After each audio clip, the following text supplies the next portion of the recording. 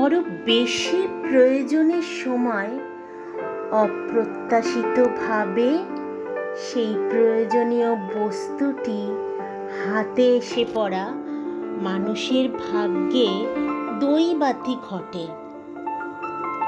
ভারতীর ভাগ্যে হঠাৎ সেই দৈব দুর্লভ ঘটনাটা ঘটে গেল।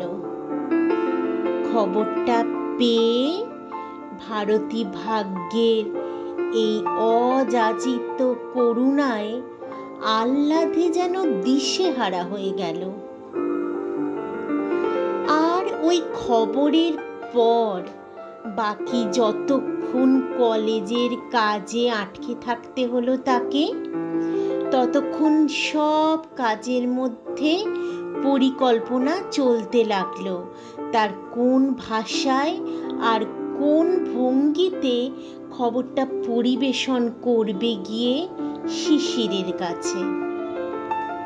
আর কতক্ষণই করবে। সত্যি বাড়ির চিন্তায় যখন অস্থির হয়ে যাচ্ছে ভারতীরা, নিত্য নতুন অপমানের জ্বালায় গ্লানি ও তিক্ততায় মন ভরে উঠেছে, স্বামী স্ত্রী দুজনের প্রতিটি ছুটির বারের কাজ হয়েছে বাড়ি দেখতে বেরোনো, এবং খবরের কাগজ খুলে সর্বপ্রথম পঠিতব্য বিষয় হয়েছে বাড়ি ও জমির কলাম।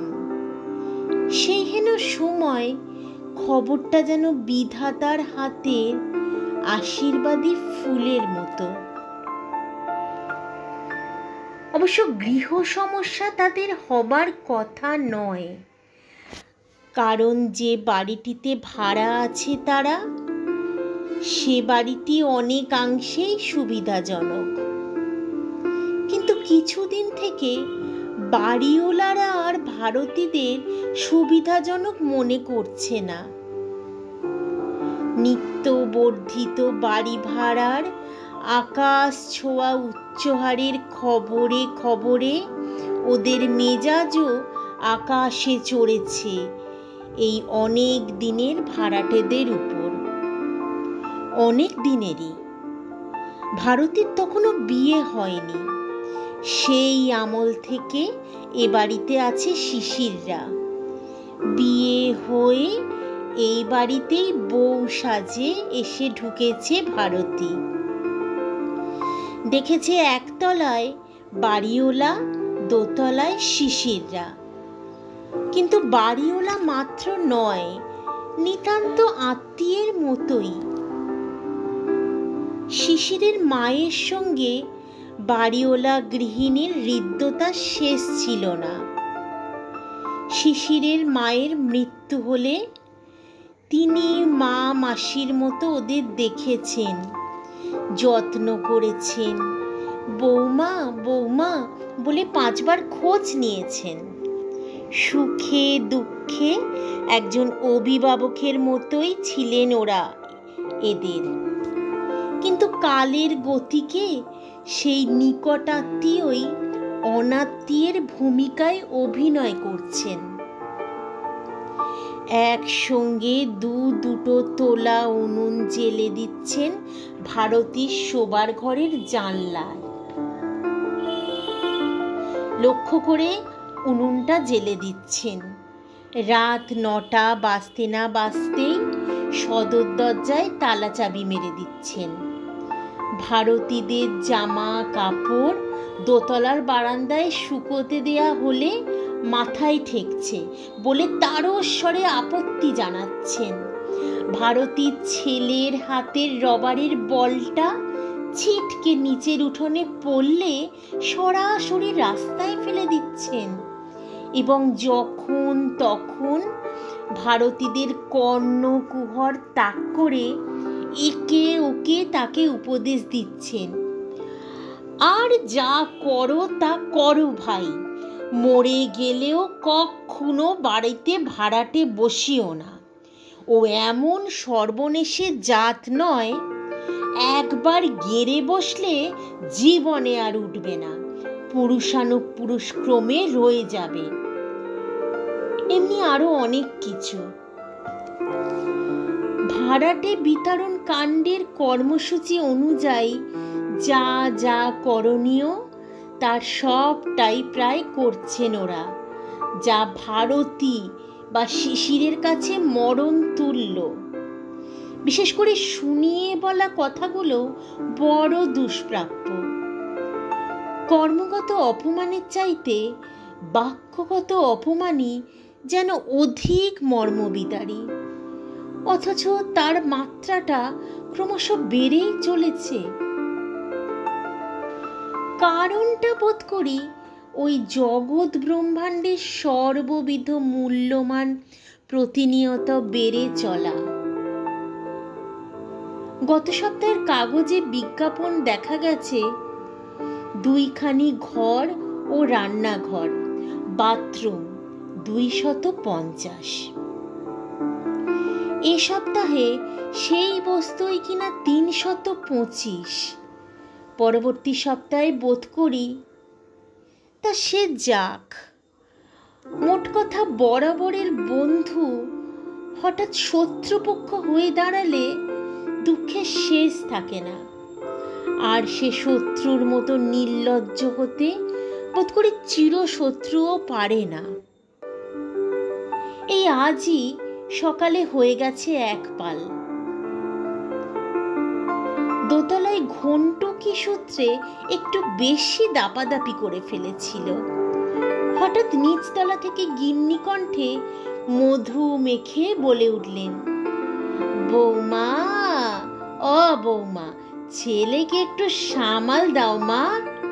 গরিবের জীর্ণ বাড়িখানা যে গুঁড়ো হয়ে গেল, ইহ জীবনে খালিও তো পাবো না, কোনোদিন যে একবার মেরামত করিয়ে একটু শক্ত করে নেব। ভারতীর তখন কলেজে আসবার সময়। কথা বাড়ালো না, পারতপক্ষে বাড়ায়ও না। শুধু বছর আষ্টেকের ছেলেটাকেই করুণ মিনতি জানিয়ে এলো দাপাদাপি না করতে। কিন্তু আজ ঘন্টু স্কুলের কিসের যেন ছুটি, অথচ মা বাবার ছুটি নেই।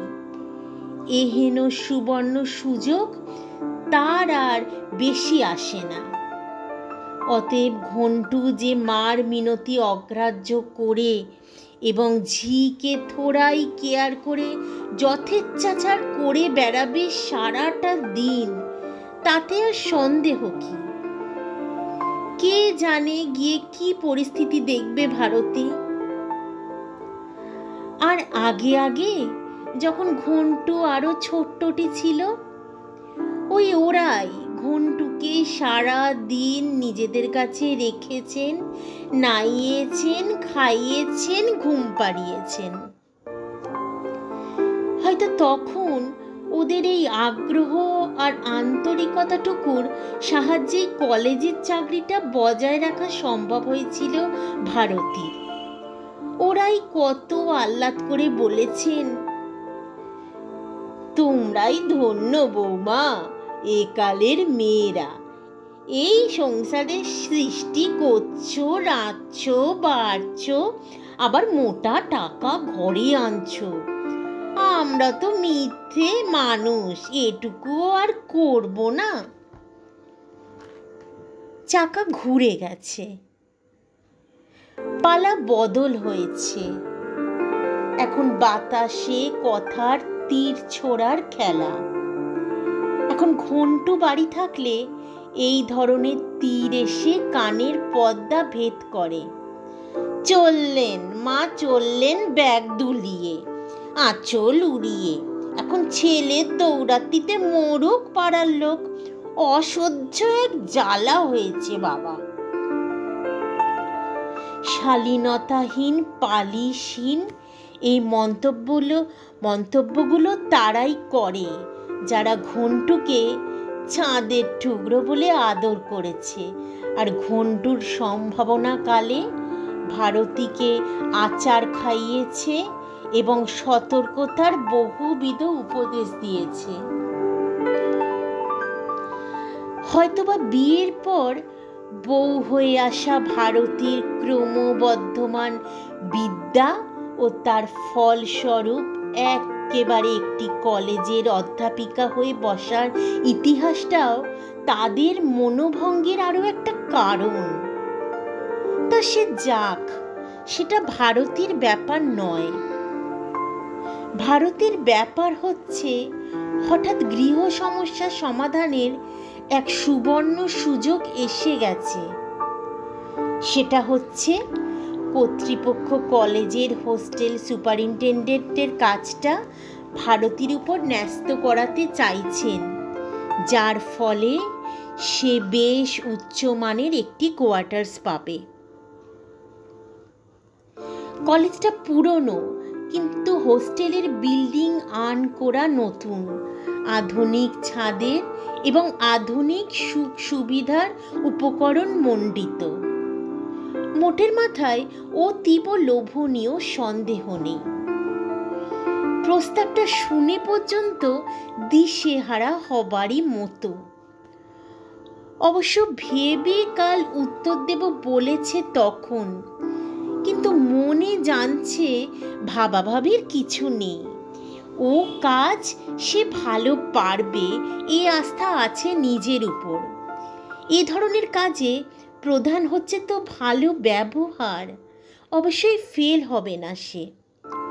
তারপর ব্যবস্থাপনা আটকাবে না, ঠিক চলিয়ে নেবে।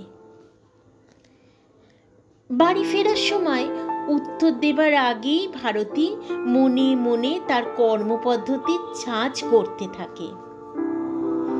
ফিরে দেখল ঘন্টু খেলতে বেরিয়ে গেছে। ঝি উনুন ধরিয়ে দুধ জাল দিচ্ছে, ঘুঁটে কয়লার উনুন। দেখা মাত্রই মনে পড়ল ভারতীর ওখানে গ্যাস স্টোভ। কি পরিষ্কার পরিচ্ছন্ন, কি সহজ, কি সুন্দর। পুরনো সংসারের ধারা আর অবশিষ্টাংশ নিয়েই সংসার করে এলো এতদিন ভারতী। নিজস্ব আধুনিক রুচি পদ্ধতি প্রয়োগ করতে পেল না কখনো। এবার ভাগ্য মুখ তুলে চেয়েছে। ঝিকে বলল, সারদা, ঘন্টুকে দুধ না খাইয়ে ছেড়েছ কেন? সারদা অধ্যাপিকার মান মর্যাদা রক্ষার দায়িত্ব মাত্র না নিয়ে ঝংকার দিয়ে উঠল, বেশ বলেছ বৌদি, ছাড়লে কেন? তেমনই সুবোধ ছেলে যে তোমায় ছাড়লে বেরোবে, না ছাড়লে ঘরে বসে থাকবে। তা হোক, দুধটা খাওয়া পর্যন্ত ধরে রাখার চেষ্টা করা উচিত ছিল তোমার। ওর ছুটি থাকলেই মুশকিল আমার। সারা দিন খুব দুষ্টুমি করেছে তো। দুষ্টুমি? সারদা আরো ঝংকার দেয়, ডাকাতি বলো।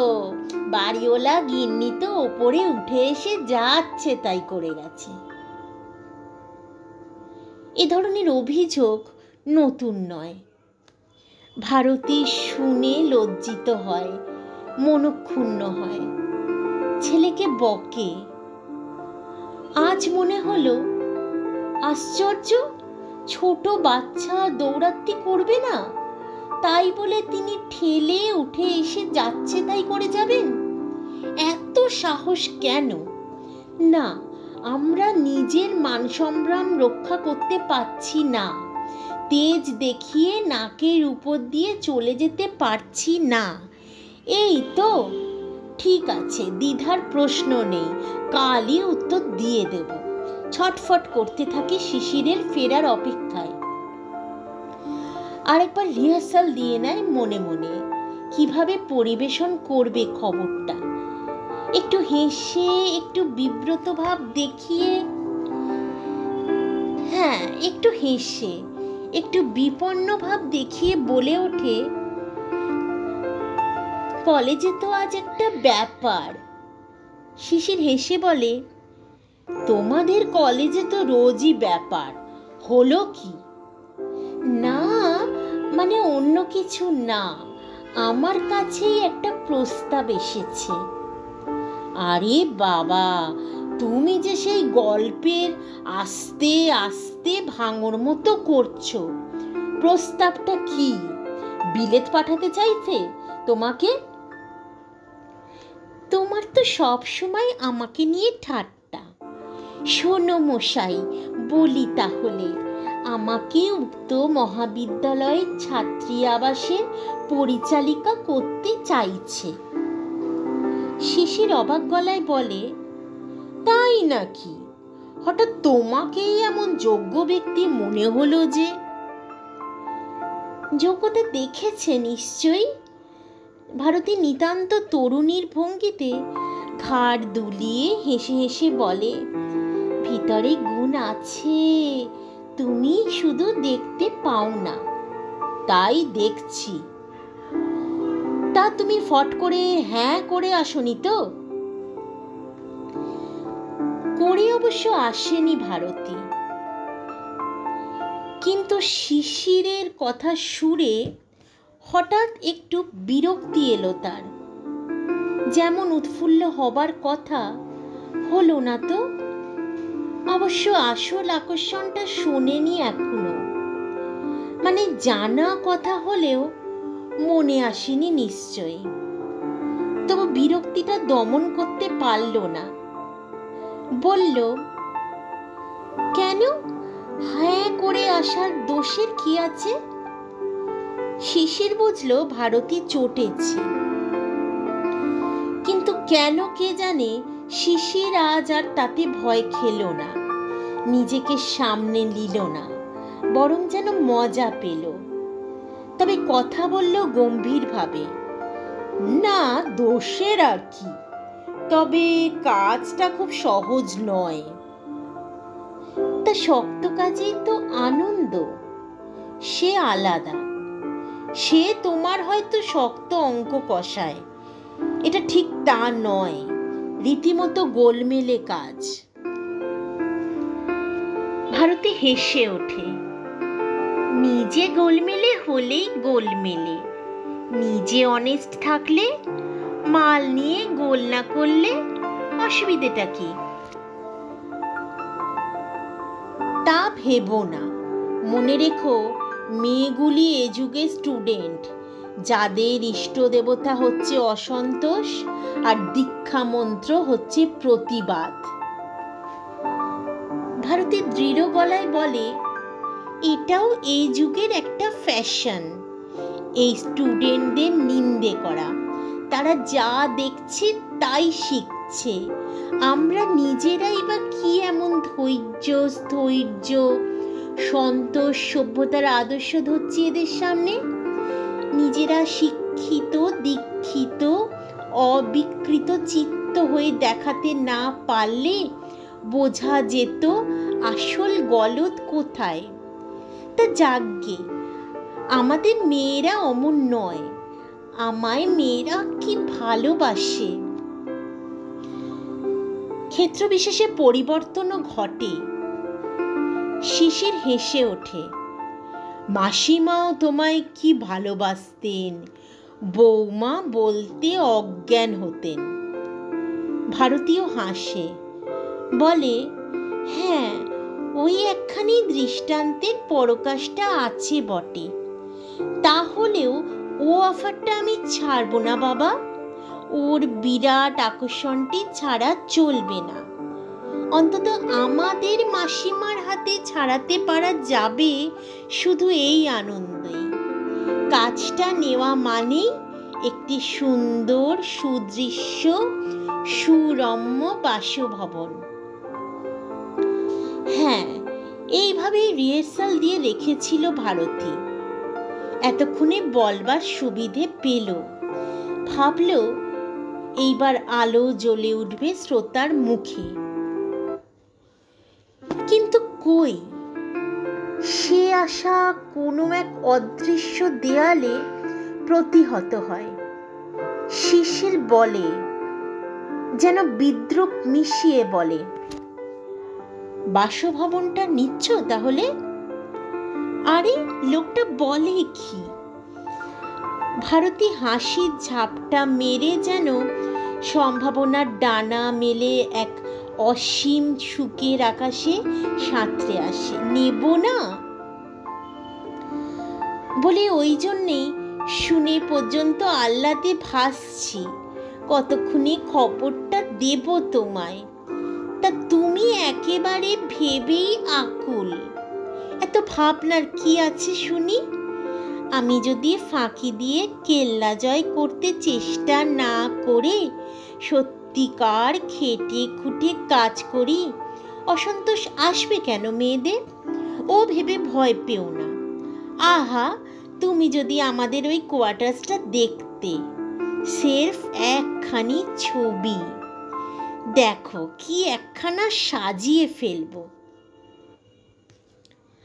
আর বাড়ি ছেড়ে দিলে তোমার মাসিমাও হয়তো হেসে ওঠে, বলে বসবেন, বৌমা তোমরা চলে যাচ্ছ, টিকবো কি করে তাই ভাবছি, বলে কেঁদেই ফেলবেন। জগতে কিছুই অসম্ভব নয়। তা ভারতীর কথাটা হয়তো সত্যি, জগতে কিছুই অসম্ভব নয়। তাই ভারতীর সুরে সুর মিলিয়ে হেসে না উঠে শিশির দুম করে বলে বসে, বাড়িটা একেবারে ছেড়ে দেওয়ার প্রশ্ন আসছে কি করে? কোয়ার্টার্স তো পাচ্ছ তুমি। কি মুশকিল, আমি পাচ্ছি মানে? শুধু আমাকে থাকতে দেবে? আমার স্বামী পুত্রকে দেবে না? পুত্রের কথা বলতে পারি না। শিশির বলে, প্রশ্নটা স্বামীকে নিয়ে। থাকতে দিলেই যে থাকা যাবে এমন নাও হতে পারে। ভারতী বলে, কায়দা রেখে একটু প্রাঞ্জল করে বলবে।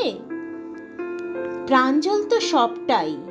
তোমার ওই প্রমীলার রাজ্যে ঢুকে বাস করবার বাসনা আমার নেই। এই কথা? ভারতী অস্বস্তির নিঃশ্বাস ফেলে। প্রমীলার রাজ্যের সঙ্গে কোনো সংসর্গ নেই মশাই, একেবারে স্বয়ং সম্পূর্ণ ব্যাপার। এন্ট্রেন্সটা পর্যন্ত কম্পাউন্ডের গেটের মধ্যে নয়, বাইরে। তাছাড়া ভুলে যাওনি বোধ হয়, হোস্টেলটাই মেয়েদের, কলেজটা সহশিক্ষার। ছেলেদের হোস্টেলে সুপারিনটেন্ডেন্টের কোয়ার্টার্সে তার স্ত্রী নির্ভয়ে বাস করে। শিশির হেসে ওঠে। সেটা বলবার মতো কথা নয়। মেয়েরা স্বামীর সঙ্গে বনে, অরণ্যে, পাতালে, পর্বত শিখরে সর্বত্র থাকতে পারে। ভারতী হঠাৎ স্তব্ধ হয়ে যায়। ভারতী যে নিশ্চিন্ত, উৎফুল্ল এবং সরল মনটুকু নিয়ে ভাবী সংসারের সুখের ছবি আঁকছিল, সে ছবির উপর যেন একটা হিংস্র বাদুড়ের ডানার ছায়া পড়ে। ভারতী আস্তে বলে, থাকতে পারে নয়, থাকতে বাধ্য হয়, এটাই হচ্ছে কথা। আপত্তিকর কারণ বুঝতে আর বাকি নেই তার। স্ত্রীর ভাগ্যলব্ধ সেই বাসায় যাবার ইচ্ছে হচ্ছে না বাবুর। সেই চিরন্তন পুরুষ জাতির অর্থহীন অহমিকা কিছুতেই নিজেদেরকে স্ত্রীর থেকে উচ্চ স্তরের না ভেবে ছাড়বে না। উচ্চ স্তরের, উচ্চ দরের, উচ্চ মর্যাদার। আরে বাপু, যে কালে 10 বছরের মেয়েগুলোকে এনে সংসারের গারদে প্রায় কৃতদাসীর মতোই জন্মের সোধপুরে ফেলতিস, সেকালের চিন্তা, চেতনা, অভ্যেসটা ভুলতে পারছিস না কেন তোরা? স্বামী, প্রভু, বর ইত্যাদি করে শ্রেষ্ঠাত্মক শব্দগুলি নিজেদের নামের সঙ্গে জুড়ে রেখে করলি তো এতদিন অনেক রাজ্যপাঠ। এবার সেই কৃত্রিম মোহভঙ্গ হোক না। জ্ঞান চক্ষু উন্মিলিত করে দেখ না একবার, বর বড় না কোণে বড়।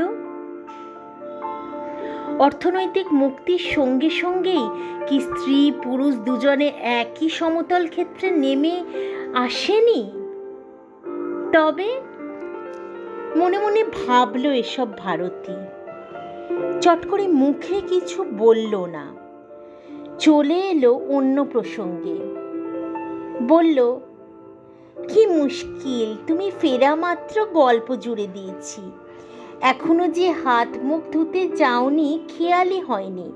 যাও যাও চটপট, আলোচনা বিবেচনা ভাবনা সব কিছু পরে হবে। তখন বাদ দিল, কিন্তু আবার তো আসবে ঢেউ। আবার উঠল সেই প্রসঙ্গ, ঢেউয়ের ধাক্কাতেই উঠল। ঘণ্টা তিনেক পরে ঘন্টু সবে খেয়ে শুয়েছে, এরা খাবে বলে তোড়জোড় করছে। ঢেউ হয়ে এসে ধাক্কা দিলেন নিচতলার মাসিমা, যাকে আজকাল ভারতী বাড়িওয়ালি মাসিমা বলতে শুরু করেছে আড়ালে আবডালে। মাসিমার নাম চারুলতা, তবে তার নাম নিয়ে কেউ কোনোদিন চিন্তা করেনি। ইদানিং শিশির বলে, এক হিসাবে সার্থক পত্নী, নষ্ট নীরের নায়িকা। এমন সুখের নিকটি আমাদের কি নষ্টই করছেন। তা এখন সেই সম্ভাবনাময় মুহূর্তগুলি নষ্ট করলেন বটে। ভারতী ভাবছিল, খেতে বসে আবদেরে গলায় বুঝিয়ে আবদার করে ওকে ওর সেই নকল প্রেস্টিজের মিনার থেকে নামিয়ে আনতে হবে। তা নইলে বলা যায় না, হঠাৎ করে দুম করে বলে বসবে, না তোমারও কাজ নেওয়া হবে না। ভাবছে 7-5 বোঝাই যাচ্ছে। ভারতীয় শত রকম করে বুঝিয়ে ওর মনের দ্বিধা ঘুচিয়ে দেবে, কিন্তু তার আগেই কুঁড়ি ভেঙে ফুলবাল করলেন মাসিমা। একদা এ বাড়িতে ওর অবারিত যাতায়াত ছিল, কাজে আড়ষ্ট হলেন না। সিঁড়িতে উঠেই বলে বসলেন, বাবা শিশির, হেঁকে হেঁকেই তো বলে মনে হচ্ছে মনে কিছু করো না, বাড়িটা এবার ছেড়ে দিতে হবে। নানান রকমের জেরবার হয়ে যাচ্ছি তোমাদের জন্য, তোমাদেরকে রেখে। তার উপর আমার নাতি সাহেবটি কোন দিন গরিবের জীর্ণ বাড়িটুকু ছাদ নামিয়ে দেয়, এই আতঙ্কে প্রহর গুনি। আমার এই বলাটাই নোটিশ মনে করে বাড়ি খোঁজো। বরাবর মাসিমা বলেছে, মান্য দিয়েছে, একেবারে মুখের ওপর অসম্মান করতে পারা যায় না। তাই শিশির নম্রভাবেই বলতে যাচ্ছিল, খুঁজছি তো অনেক দিন থেকেই। কিন্তু ওর বলার উপর ভারতী বলে উঠল, এই যুগে তো নিয়মিত ভাড়া দিতে গেলে নোটিশ বলে কিছু চলে না মাসিমা। মাসিমা ঈষৎ চমকে ওঠেন, কারণ এটা আশা করেননি। এ যাবৎ যা কিছু তীর ছুঁড়ে আসছিলেন তিনি, মনে হয় পাথরের দেয়ালে গিয়ে গড়িয়ে পড়ে।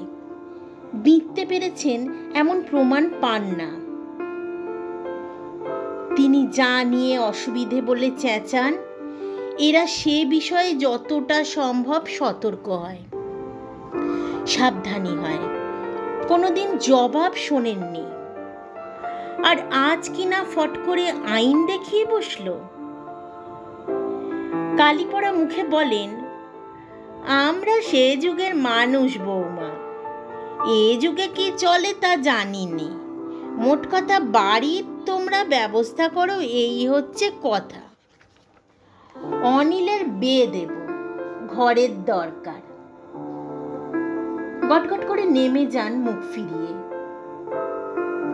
ভারতী শিশিরের দিকে এক স্থির দৃষ্টি মেলে বলে, শুনলে? শুনলাম, শিশির বলে ওঠে, শুনছি তো সব সময়। তবে তোমার উচিত হলো ওভাবে না বলে ওর মুখের ওপর আইন দেখিয়ে কথা বলাটা তুমি ঠিক করনি। ভারতী তার স্বামীর এই উল্টো পাল্টা কথায় অবাক হয়ে যায়।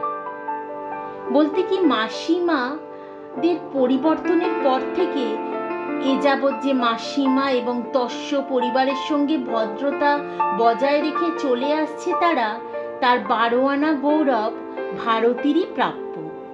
শিশির অনেক সময় রেগে উঠে তেরে দু কথা বলতে যায়, ভারতী নিবৃত্ত করে, বলে, দোহাই তোমায়, আর যা করো করো, কোদর করতে যেও না, মনে রেখো পরে আবার মুখ দেখাতে হবে। একবার মুখোমুখি ঝগড়া হয়ে গেলেই সমস্ত আবরণ খসে পড়ে, নির্লজ্জতার চরম সীমা পর্যন্ত পৌঁছতে আর বাধে না। তখন ভদ্রতা বজায় রেখে সরে পড়ার চেষ্টা করাই ভালো। শিশির বলে, কিন্তু ক্রমশই বাড়াচ্ছেন, ওতেই প্রতিবাদও দরকার। আশ্চর্য, আজ ভারতী যেই এক মুহূর্তের জন্য নিজের নীতি থেকে স্থলিত হয়ে পড়েছে, সেই অমনি শিশির নিজের নীতি বদলে বসল।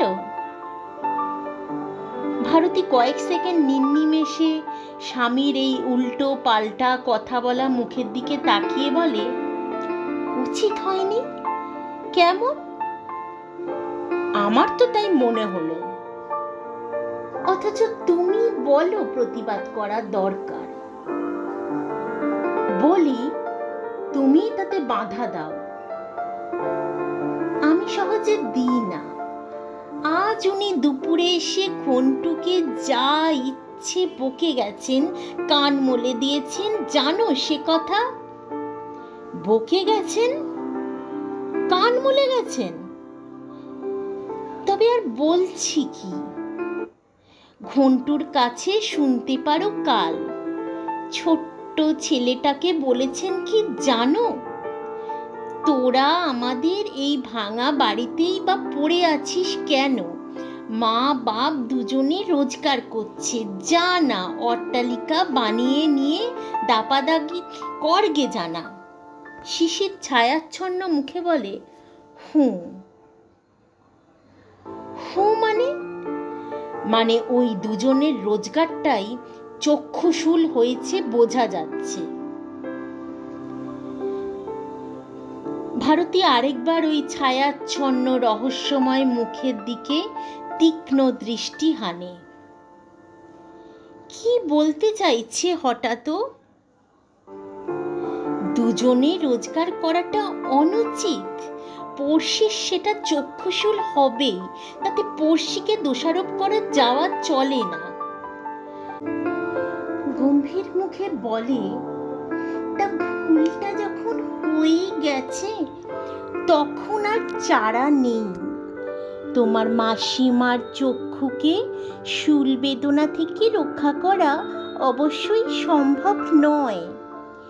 এখন আশা করি প্রমীলার রাজ্য বলে একটা মিথ্যে ধুয়ো তুলে এই যন্ত্রণার হাত থেকে অব্যাহতি লাভটা পিছিয়ে দেবে না, বরং তোমার মাসিমাকে অবহিত করিয়ে এসো, সামনের মাস থেকে বাড়ি ছেড়ে দিচ্ছি। শিশিরও গম্ভীর হয়, বলে, আমি তো পাগল হইনি। ভারতী হঠাৎ ভারী উত্তেজিত হয়ে ওঠে, বলে, তার মানে তুমি তাহলে সত্যি আমার পাওয়া কোয়ার্টার্সে যাবে না? শিশির কথা চিবোয়, একেবারে যাব না এমন কথা কি প্রতিজ্ঞা করে বলা যায়? ধরো ইনভ্যালিড হয়ে গিয়ে তোমার সংসারে পড়লাম। ও, তুমি আজ আমাকে রাগাবেই প্রতিজ্ঞা করেছ। আমি কিন্তু আর রাগবো না, তোমাকে পাগলামিও করতে দেব না। কাজটা আমি নেবই, আর যেতেই হবে সকলকে, বুঝলে? কেন? তোমার তোমার বাড়িতে যদি তুমি আমি থাকতে পারি, কোনো অপমান যদি আমি বোধ না করি, আমার বাড়িতেই বা তুমি থাকতে পারবে না কেন? সব কথার উত্তর দিতে নেই, উত্তর নেই, তাই দিতে নেই। তুমি আমায় বোঝাও, তোমার আপত্তিটা কোনখানে? শিশির হঠাৎ একটু মুচকি হেসে নিজের বুকের মাঝখানে হাত দিয়ে বলে, এই যে এইখানে। সে বুঝেছি, কিন্তু তোমার ওই পচা কুসংস্কার ছাড়তে হবে, আমার দাবি মানতে হবে। ভারতীয় অতএব হালকা হয়, ভালো ছেলের মতো মাসিমার নাকের সামনে দিয়ে বাড়ি ছেড়ে দিয়ে চলে যেতে হবে।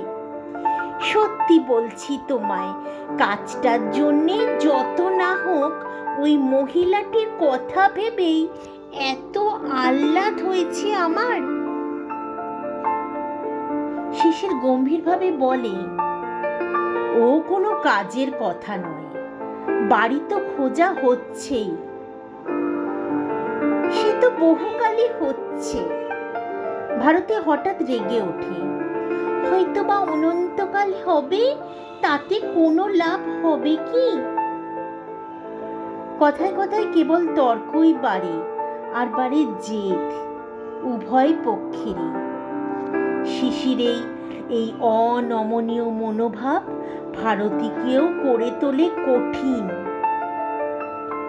শেষ পর্যন্ত রেগে গিয়ে বলে ওঠে ভারতী, ঠিক আছে, তুমি থেকো তোমার পূজনীয়া মাসিমার বাড়িতে, পারো তো তার অনিলের বিয়েতে ভোজ খেও আর কোমর বেঁধে খেটো, আমি আমার ভবিষ্যৎ ঠিক করে ফেলেছি।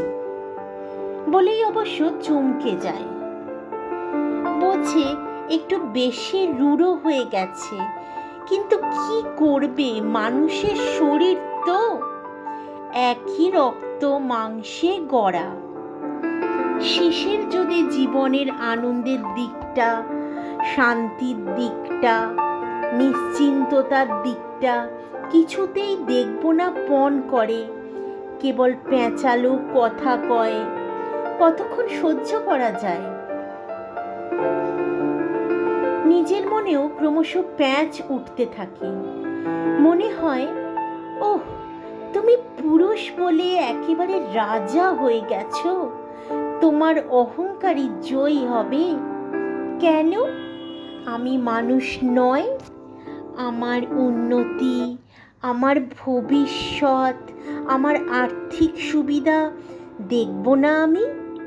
ক্ষমতা থাকতেও তোমার একটা তুচ্ছ অহমিকাকে তুষ্ট করতে ছেড়ে দেব সুযোগ? সেই আদি অন্তকালের বউগিরিটা এখনো বজায় রেখেছি বলেই এত প্রশ্রয় তোমার, কেমন? এই যে সারাটা দিন আমি খেটে এসে ক্লান্ত হয়ে পড়ি, কই একদিনও তো ভাবি না 5 মিনিট বিশ্রাম করি? একবারও তো আশা করি না আমার মুখের সামনে কেউ জলের গ্লাসটা এনে ধরুক, আমি এসেই তোলা শাড়ি বদলে কোমর বেঁধে লেগে যাই কি করে তোমার ঘরে ফেরার সময় সব কিছু ফিটফাট করে তুলব। আমি ফেরার পথে ছেলেকে স্কুল থেকে নিয়ে তবে ফিরি, তাকে খাওয়াই, সাজাই, খেলতে পাঠাই, তোমার ফেরার আগেই যাতে খেলে বাড়ি ফেরে তার জন্য 100 বার নির্দেশ দিয়ে রাখি, কারণ জানি তুমি অল্পে উৎকণ্ঠিত হও, জানি তুমি এসেই ওকে দেখতে না পেলে দুঃখিত হও। ঘন্টুর ব্যবস্থা করেই আমি হয়তো দাঁড়িয়ে দাঁড়িয়ে শুধু 1 কাপ চা খেয়ে নিয়ে রান্নাঘরে ঢুকে যাই, যাতে তুমি আসবার আগেই রান্নাটা সেরে ফেলতে পারি।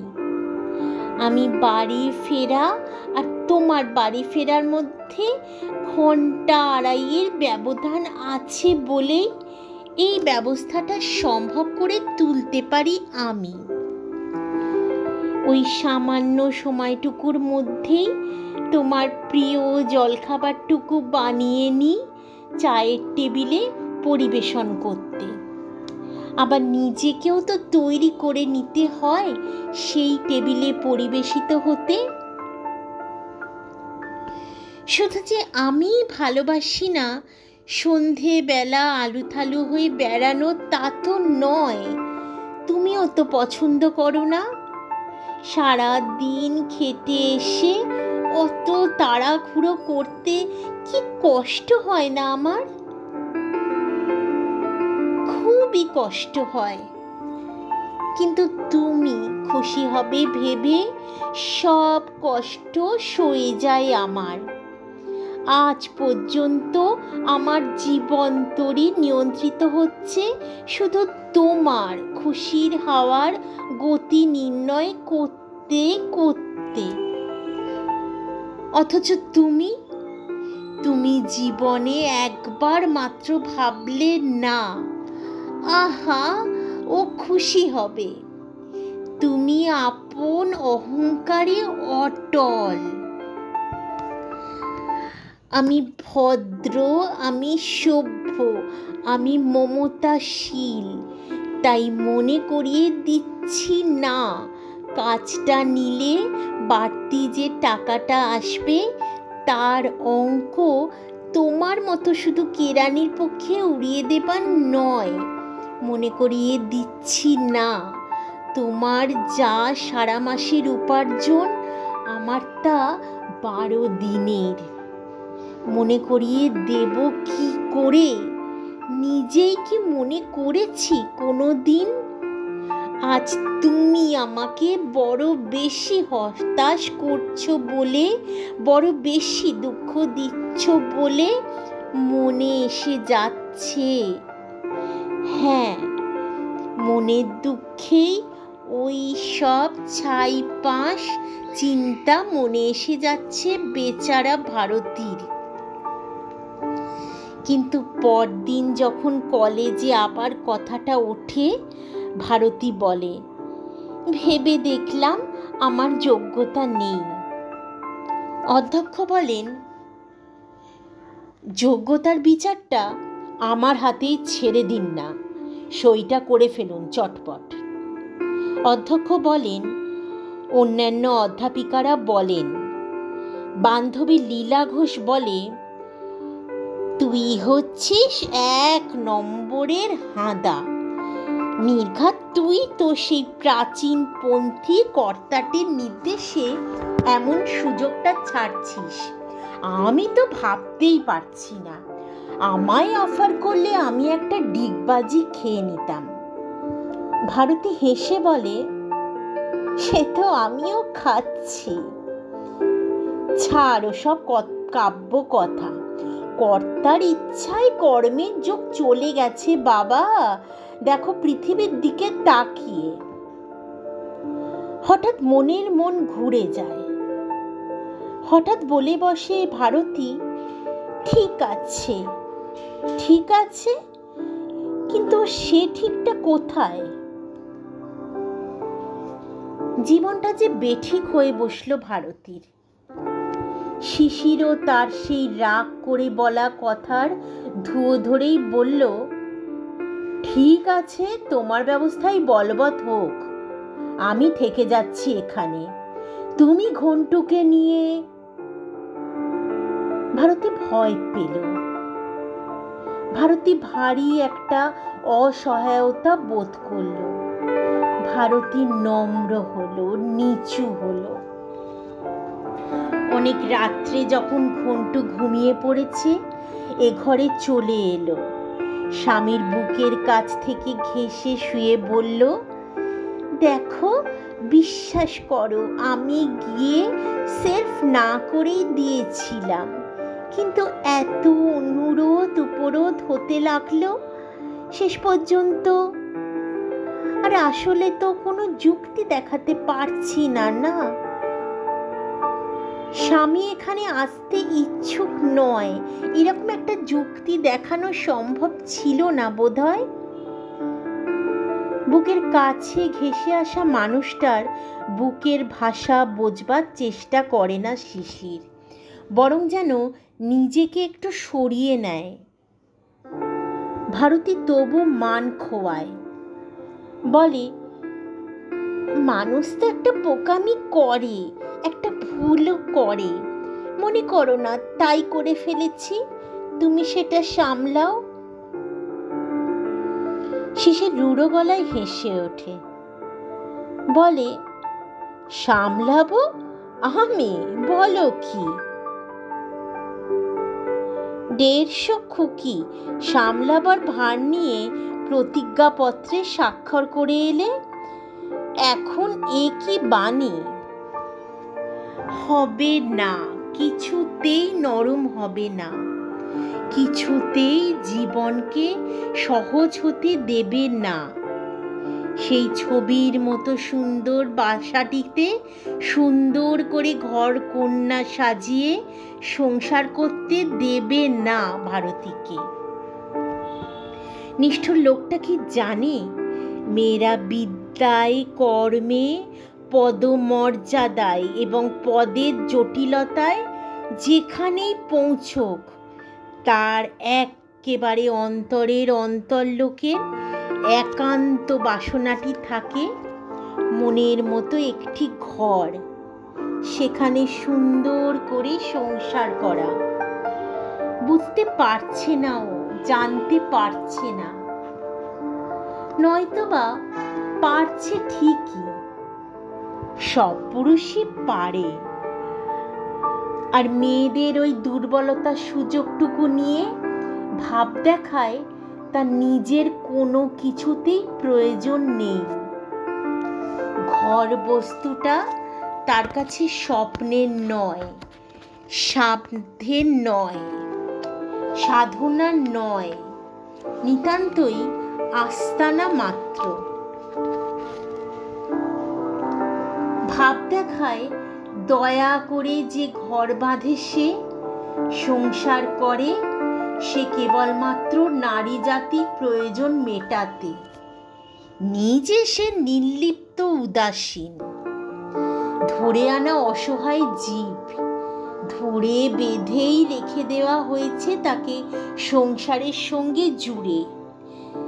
তাই অনায়াসে নিতান্ত নির্মমতায় অগ্রাহ্য করতে পারে মেয়ে মনের ছোট সুখ, ছোট আশা, ছোট ছোট বাসনার চাহিদা।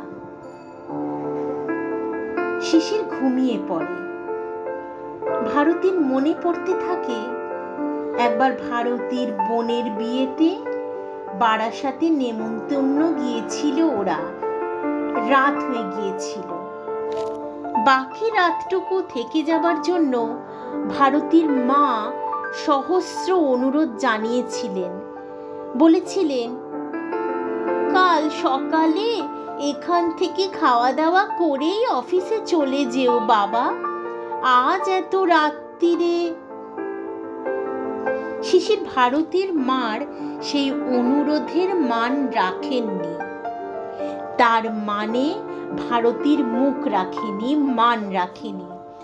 তবু ভারতী সকালে শিশিরের খাওয়ার অসুবিধে হবে ভেবে নিজেও সেই অত রাত্রে চলে এসেছিল শিশিরের সঙ্গে। ভারতীর মনে পড়ে একদিন, হ্যাঁ, এক এক করে এমন অনেক দিনের কথা মনে পড়তে থাকে ভারতীর, যার মধ্যে শিশিরের হৃদয়হীনতার স্বাক্ষর আছে। হয়তো এসব কথা জীবনেও মনে পড়তো না ভারতীর। এসব যে আজও মনের কোন গভীর স্তরে ছিল তা ও টের পেত না, কিন্তু আজ উঠে আসতে লাগলো তারা, যেন আদালতের এক একটি সাক্ষীর মতো। ভারতী ভুলে গেল সে একটা ডক্টরেট পাওয়া মেয়ে, ভুলে গেল সে একটা বিশিষ্ট শিক্ষায়তনের অধ্যাপিকা, ভুলে গেল কর্মক্ষেত্রে তার মান সম্ভ্রম কতখানি। নিতান্ত তরুণী মেয়ের মতো নবপরিণীতা অভিমানিনী বধূর মতো কেঁদে বালিশ ভেজাতে লাগলো। সাক্ষী রইল না কেউ, এই যা রক্ষা। তাই রক্ষা নিয়েই এ সংসারের সমস্ত সম্মানের আসনগুলি সুরক্ষিত। নিভৃত অশ্রুর দর্শক থাকে না, নিভৃত চিন্তার সাক্ষী থাকে না। শিশিরেরই যে কোনো নিভৃত লোক নেই, তাই বা কে বলতে পারে? হয়তো সেও পীড়িত হচ্ছে, আহত হচ্ছে, অভিমানে পাথর হচ্ছে, কারণ সে তার নিজের মতো করে ভাবছে, নিজের দৃষ্টিকোণ দিয়ে দেখছে, নিজের চিন্তাধারায় বিচার করছে। তাই সেও হয়তো ভারতীকে অহংকারী, উদ্ধত আর নিষ্ঠুর ভাবছে। দুজনেরই সাক্ষী প্রমাণ নেই। এতদিন ওরা দুজনে দুজনের মধ্যে এমন সম্পূর্ণ ছিল যে ওদের কোনো বন্ধুও নেই যার কাছে হৃদয় ভার লঘু করে বসতে পারে।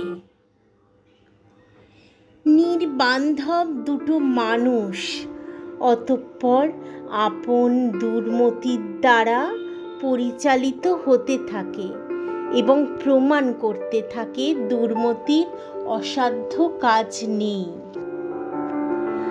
আরও একটা তত্ত্ব নতুন করে প্রমাণ করে ছাড়ে ওরা, মানুষের কত পরিবর্তনই হয়। কারণ পরবর্তী দৃশ্যটা সেই ছবির মতো বাসাটাকে গাছে মাছে, কুশনে কভারে, পর্দায় সোফায় সুন্দর করে সাজিয়ে ঘন্টুকে নিয়ে একা আছে ভারতী। একটা বাচ্চা চাকর আছে সারাক্ষণের, সে তার ছোট ছোট হাতে বাড়িটিকে রেখেছে ধুলি মালিন্য শূন্য করে। একটা ঝি আছে, সে দুবেলা এসে মোটা কাজগুলো করে দিয়ে যায়। উঁচু টেবিলে রাখা গ্যাসের উনুনে রান্না করে, বেসিনে ফেনা করে সাবান কাচে। ভারতী মাঝে মাঝে ওই ঝিটার দিকে ঈর্ষার দৃষ্টিতে তাকায়, কারণ হঠাৎ হঠাৎ চারুলতা মাসিমার সেই বাড়ির ইটের উনুন পাতা কালি ঝুল রান্নাঘরটার কথা মনে পড়ে যায় ভারতীর, যেখানে বসে ভারতী অনেকগুলো বছর রান্না করেছে। মনে পড়ে যায় সিমেন্টের চটা ওঠা সেই কলঘরটাকে, যেখানে ভারতী অনেক সাবান কেচেছে আর স্বপ্ন দেখেছে বেসিনওয়ালা সুন্দর বাথরুমের। অথচ এখন কিছুতেই একটা রুমাল কেচে নিতেও ইচ্ছে হয় না, কিছুতেই রান্নাঘরে ঢুকে দুটো আলু ভাজতেও ইচ্ছে হয় না। কে জানে কেন? সে কি ভারতী বড়লোক হয়ে গেছে বলে? না সন্ধ্যা হলেই ওর সেই মনোরম গোল বারান্দাটিতে অধ্যাপিকাদের আড্ডা বসে বলে সময় পায় না? এই আড্ডার প্রধান বক্তা বান্ধবী লীলা ঘোষ বলে, দেখালো বটে একখানা তোমার পরম গুরু। বলে দিচ্ছি ভারতী, ওসব তেজ অহমিকা কিচ্ছু নয়, সেলফ হিংসে। স্বামী স্ত্রীর সম্পর্কের মধ্যে ও জিনিসটা বেশ বেশি পরিমাণেই থাকে, বুঝলি? নেহাত জয়েন্ট বিজনেসের স্বার্থে নিজেকে ঢেকে রাখে। ভারতী ফিকে হেসে বলে, এত কথা জানলি কি করে? দেখে বৎসে, দেখে। তাই বুঝি বিয়ে করিসনি? দূর, তা বলে তা নয়। লীলা ঘোষ হেসে ওঠে, এখনো পেলে করি। এই চেহারায় কে বিয়ে করবে তাই বল? তাইতেই বুড়ি আই বুড়ি, তবে বুঝি সব।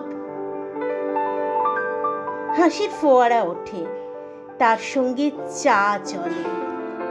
বাচ্চা ছেলেটা সাবধানে ট্রে করে বই নিয়ে আসে ফাইন পেয়ালায় সোনালি চা। ভারতীকে উঠতেই হয় না। কাঁচের জানলার সামনে টবের উপরকার ক্যাকটাসগুলো কেউ মাথা খাড়া করে দাঁড়িয়ে আছে, কেউ বাঁকা চোরা বাহুগুলো এদিক ওদিকে ছড়িয়ে কাঁচের গায়ে একটা বিকৃত মানুষের মতো ছায়া সৃষ্টি করে। বাতাসে পর্দা কাঁপবে। ওদের হাসির সময় ভারতী সেই দিকে তাকিয়ে থাকে, হয়তো ভাবে, কি এমন মন্দ আছি? একটা সময় ঝিটা এসে জিজ্ঞেস করে, দিদিমণি, খোকা কি এখন খাবে? ভারতী বিরক্ত হয়ে বলে, কেন? এক্ষুনি খেয়ে নিলেই তোমার পালাবার সুবিধে হয়, কেমন? 9টার আগে খাবে না, পড়বে 9টা পর্যন্ত। ঝি ভারী গলায় বলে, আমার জন্য বলিনি, পড়তে পড়তে ঘুমে ঢুলছে তাই। চলে যায় রাগ দেখিয়ে। ভারতীর বান্ধবীরা বলে, ও বেচারা একটু লোনলি ফিল করে। ভারতী কাঁচের গায়ের সেই বাঁকা চোরা ছায়াগুলোর দিকে তাকিয়ে অন্যমনস্কের মতো বলে, হ্যাঁ, তাই ভাবি মাঝে মাঝে কোনো একটা বোর্ডিংয়ে ভর্তি করে দিলে হয়, তবু অন্য ছেলেদের সঙ্গে। আর শিশির? তা সত্যি বলতে দৃশ্যত শিশিরও কিছু খারাপ নেই। দোতলাটা ছেড়ে দিয়ে সে চারুলতা মাসিমার নিচতলার বৈঠকখানা ঘরটায় আশ্রয় নিয়েছে, একেবারে পেইং গেস্ট হিসেবে। যত্নে ত্রুটিমাত্র হচ্ছে না। মাসিমা বিগলিত স্নেহে সর্বদা আহা করছেন শিশিরের জামার বোতামটি লাগানো কিনা দেখতে বলছেন মেয়েদের। আর সেটা যে শুধু দেখিয়েই করছেন সে কথা বললেও মাসিমার প্রতি অবিচার করা হবে, মমতার বশেই করছেন। চিরদিনে স্নেহ মমতার সম্পর্ক ছিল ভিতরে অন্তঃসলীলা হয়ে, তার উপরে একটা তীব্র স্বার্থের দুরন্ত ইচ্ছার ব্যাঘাত তাকে উগ্র, তিক্ত, নির্লজ্জ করে তুলেছিল। সে ব্যাঘাত দূর হয়েছে। দোতলাটায় একটু রঙের তুলি বুলিয়ে দিয়ে আশাতিরিক্ত ভাড়ায় একটা ভাড়াটে বসিয়েছেন। তার উপরে বৈঠকখানা ঘরের অর্ধাংশ আর দুবেলা 2 থালা সাদা মাটা খাওয়ার পরিবর্তে 1 মুঠো টাকা হাতে পাচ্ছেন। আর একবার তবে নির্লজ্জ হতে বাধা কি? অতএব আর একবার নির্লজ্জ হন চারুলতা মাসিমা। শিশিরের জন্য মমতায় বিগলিত হন। বউ পালিয়ে যাওয়া ছেলেটার নির্লিপ্ত মনের কাছে এ নির্লজ্জতার হাস্যকর কটুতা ধরা পড়বে না, এ বোধ মাসিমার আছে। কিন্তু শিশির কি এতই বোধহীন হয়ে গেছে যে আধখানা ঘরেই রাজি হয়েছে? তা হয়েছে, হয়তো চক্ষু লজ্জাতেই হয়েছে, কারণ অবিবাহিত বড় হয়ে যাওয়া ছেলের ঠাঁই ছিল ওই ঘরটাতেই। তাকে স্থানচ্যুত করতে চক্ষু লজ্জায় বেঁধেছে শিশিরে। বলেছে, থাক না, অনিল কেমন শুচ্ছিল সুখ না, বড় ঘর। বরাবরই তো ছিল অনিল ছোট ভাইয়ের মতো। আগে কত আবদার করত অনিল শিশিরের কাছে, কত উপদ্রব করত শিশিরের মায়ের উপর। শিশিরের আর বেশি জায়গা দরকারই বা কি? এই তো কেটে যাচ্ছে দিন, কেটে যাচ্ছে রাত্রি। এক থালা ভাত, একটা পাতা বিছানা, আর চান করে ছেড়ে রেখে যাওয়া ধুতি, গেঞ্জি, তোয়ালিগুলো কাঁচা শুকনো হয়ে হাতের কাছে মজুদ থাকা, এ তো হচ্ছেই। এর বেশি চাইবার কি আছে? সংসারের দায়হীন, বাধ্যবাধকতাহীন এই জীবনেরও একটা বিশেষ সুর আছে বৈকি। মাসের প্রারম্ভে টাকাটা ধরে দেওয়ার পর দ্বিতীয়বার আর চিন্তা করতে হয় না। খেতে হয়, খাটতে হয়।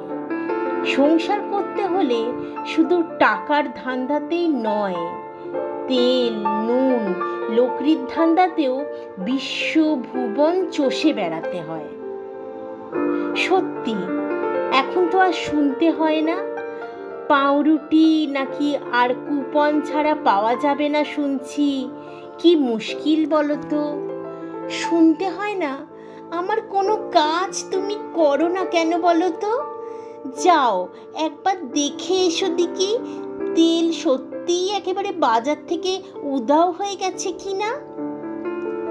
শুনতে হয় না বেরিয়ে যাবার সময় একবার দোকান ঘুরে আসবে, চাটা একেবারে ফুরিয়ে গেছে। এই দেখো আজ তো সময় রয়েছে, ঘন্টুটাকে নিয়ে একবার সাউথ টেলারিংয়ে যেতে পারবে, কতটা শার্ট প্যান্টের দরকার ছিল ওর।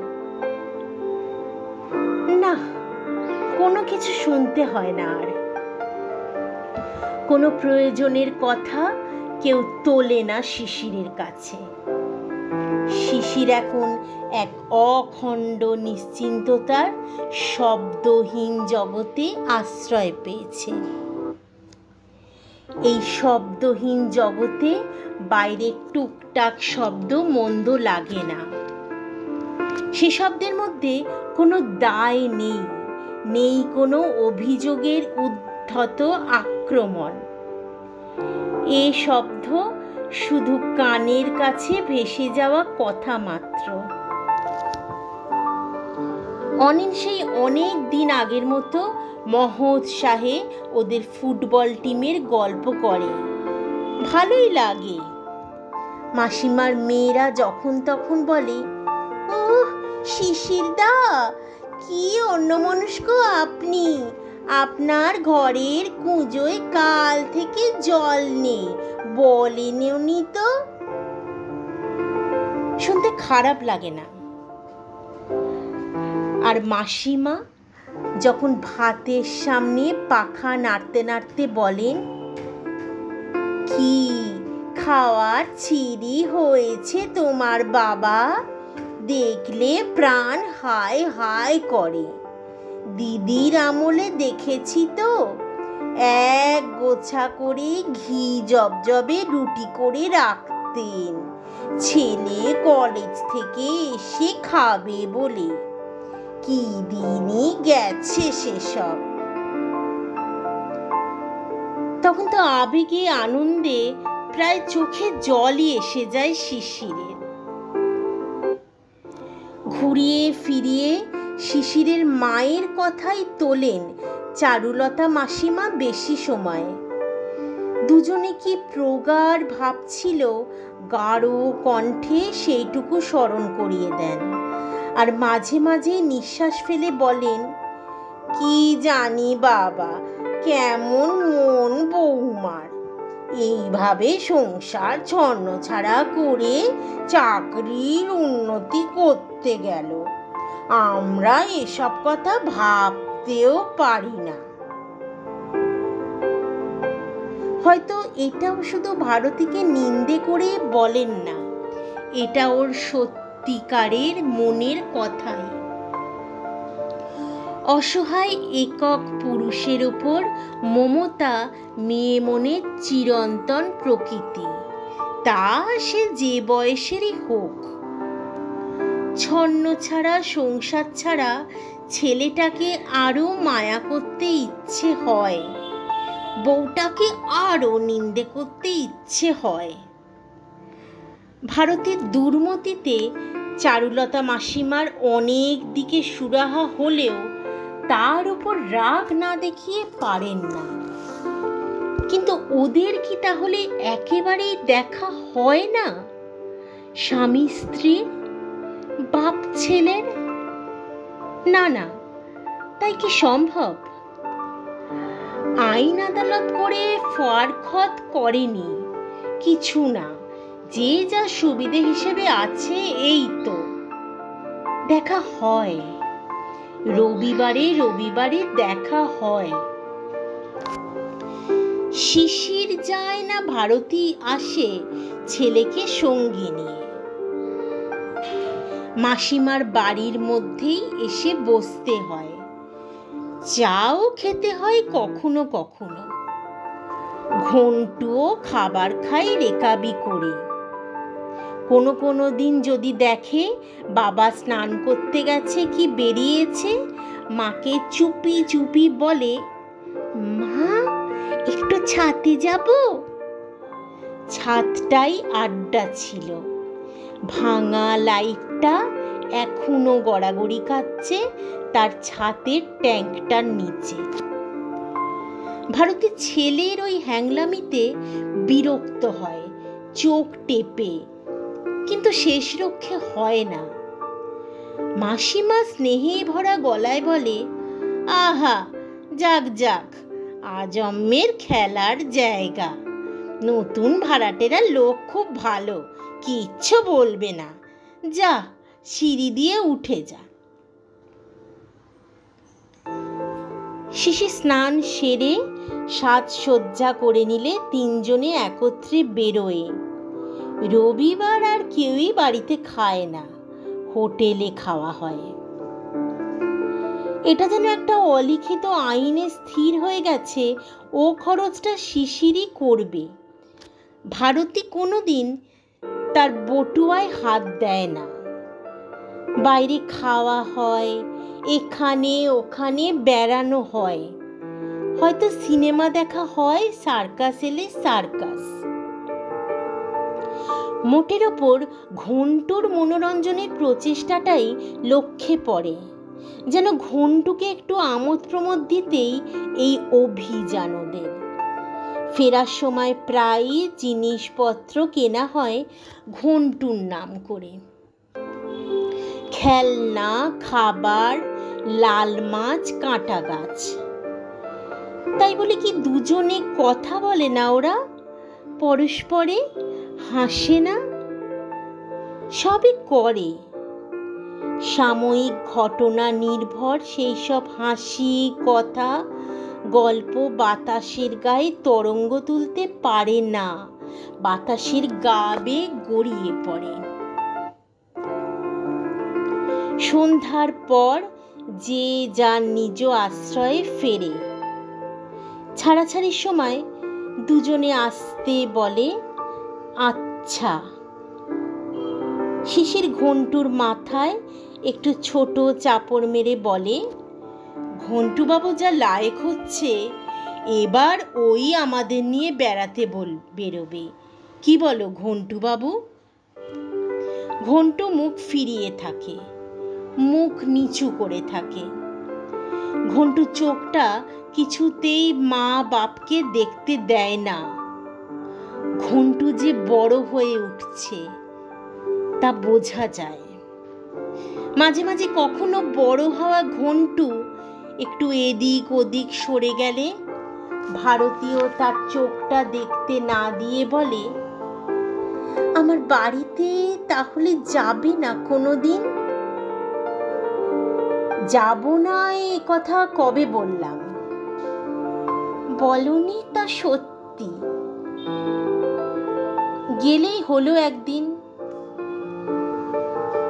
ভারতী চুপ করে যায়। ভারতী মনে মনে ভাবে, আশ্চর্য, আমার একটা শক্ত রোগও তো হয় না কখনো। কি অটুট স্বাস্থ্যই দিয়েছেন ভগবান। কল্পনা করে সেই অটুটোটা হঠাৎ টুটে গেছে। কলেজ কর্তৃপক্ষ শিশিরকে খবর পাঠিয়েছে। কিন্তু কল্পনা কল্পনাই থাকে। আবার পরবর্তী রবিবারে স্বাস্থ্য শক্তিতে টলটলে চেহারাটি নিয়ে এসে দেখা দেয় ভারতী চারুলতা মাসিমার বাড়ি। হয়তো ইচ্ছে করে একটু বেলা করেই আসে, যাতে শিশির একেবারে প্রস্তুত থাকে। কিন্তু সে আশা বড় মেটে না। শিশির ওদের না দেখলে যেন গা তোলে না।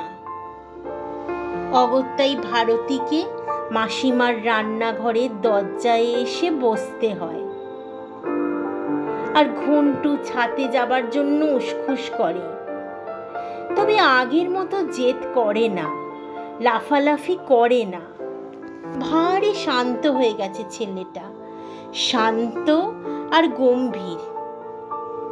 ধরে নিতে হবে ঘন্টুও ভালোই আছে। ভালো না থাকলে শান্ত হচ্ছে কি করে? সপ্তাহের পর সপ্তাহ একই ঘটনার পুনরাবৃত্তি ঘটে। একই উৎসাহ নিয়ে রবিবার শুরু, আর একই হতাশা নিয়ে রবিবার শেষ হয়। অথচ আশ্চর্য, এই জীবনটাকেও এখন আর অস্বাভাবিক লাগে না ওদের। পারিপার্শ্বিকের খাঁজে খাঁজে বসে গেছে সকলেই। বেশ খাপে খাপে খাপ খাইয়ে নিয়েছে নিজেদের। বিনিদ্র রাত্রির অপরিসীম ক্লান্তি নিয়েও ভারতী সহজেই সকালবেলা লাল মাছগুলোকে খাবার দেয়, ক্যাকটাসের টবগুলোকে আলোর দিকে ঘুরিয়ে দেয়, আর ভাবে আরও গোটা কত কিনতে হবে। শিশিরও রবিবার সন্ধ্যায় বাড়ি ফিরে বিছানায় হাত পা ছড়িয়েই ভাবতে শুরু করে, আসছে রবিবারে নতুন কি উপহার দেওয়া যায় ঘন্টুকে। মানুষ যে শক্তিমান এখানেই তার প্রমাণ। নিজেকে আশ্চর্য রকম অ্যাডজাস্ট করে নিতে পারে মানুষ। অ্যাডজাস্ট করতে করতেই তার জীবন পরিক্রমা। তবু যে কেন নিজেকে নিয়ে ভাবনা শেষ নেই তার, এইটাই প্রশ্নের, এইটাই বিস্ময়ের।